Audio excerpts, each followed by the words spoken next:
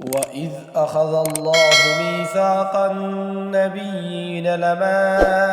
آتيتكم من كتاب وحكمة ثم جاءكم رسول مصدق لما معكم لتؤمنن به ولتنصرنه قال أأقررتم وأخذتم على ذلكم إسري قالوا أقررنا قال فاشهدوا وأنا معكم من الشاهدين فمن تولى بعد ذلك فأولئك هم الفاسقون أفغير دين الله يبغون وله أسلم من في السماوات والأرض طوعا وكرها وإليه يرجعون قل آمنا بالله وما أنزل على إبراهيم وإسماعيل وإسحاق ويعقوب والأسباط وما أوتي موسى وعيسى والنبيون من ربهم لا نفرق بين أحد منهم ونحن له مسلمون ومن يبتغ غير الإسلام دينا فلن يقبل منه وهو في الآخرة من الخاسرين كيف يهدي الله قوما كفروا بعد إيمانهم وشهدوا أن الرسول حق وجاءهم البينات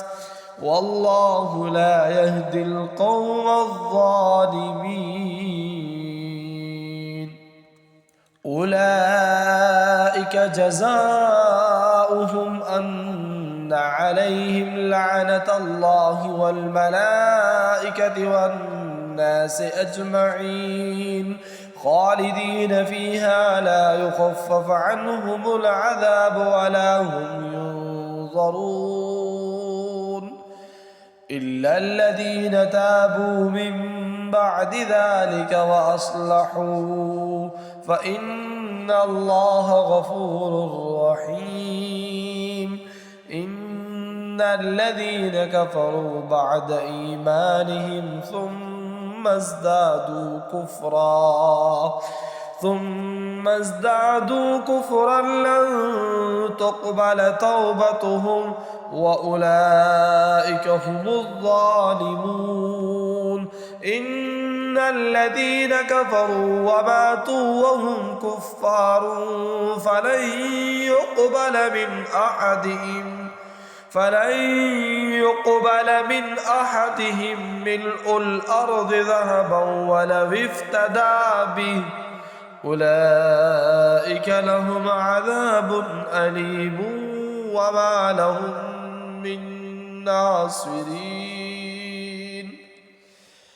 لن تنالوا البر حتى تنفقوا مما تحبون وما تنفقوا من شيء فإن الله به عليم كل الطعام كان حلا لبني إسرائيل إلا ما حرم إسرائيل على نفسه من قبل أن تنزل التوراة قل فأتوا بالتوراة فاتلوها إن كنتم صادقين فمن افترى على الله الكذب من بعد ذلك فأولئك هم الظالمون قل صدق الله فاتبعوا ملة إبراهيم حنيفا وما كان من المشركين.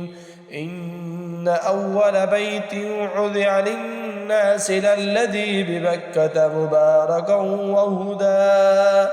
مباركا وهدى للعالمين فيه آيات بينات مقام إبراهيم ومن دخله كان آمنا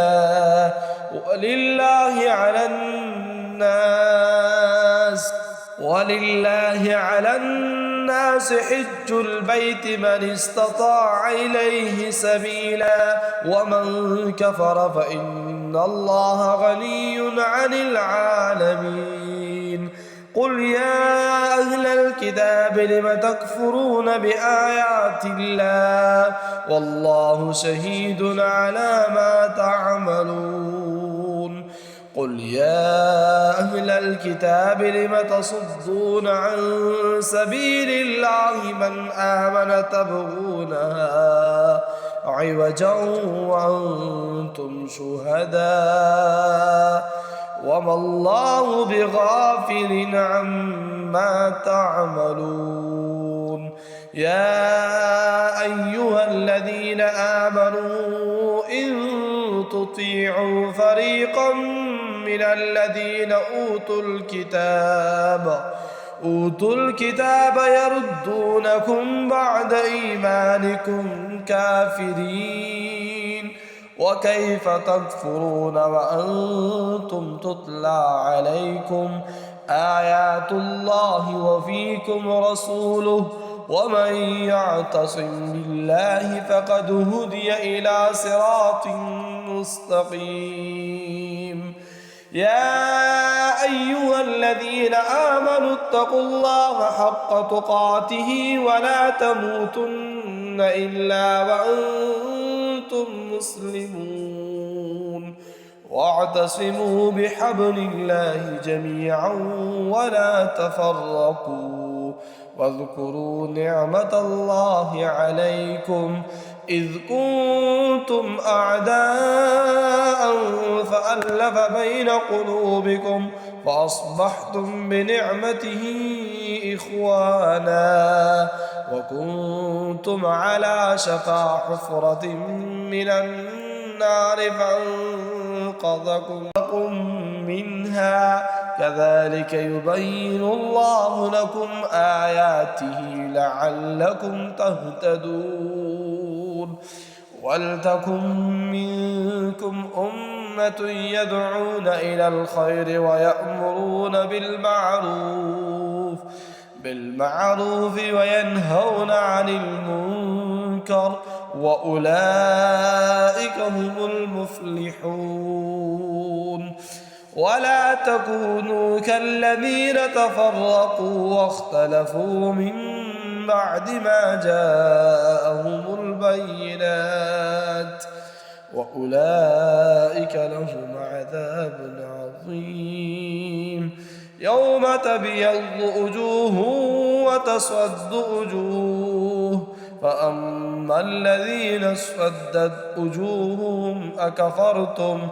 بعد إيمانكم فذوقوا العذاب بما كنتم تكفرون.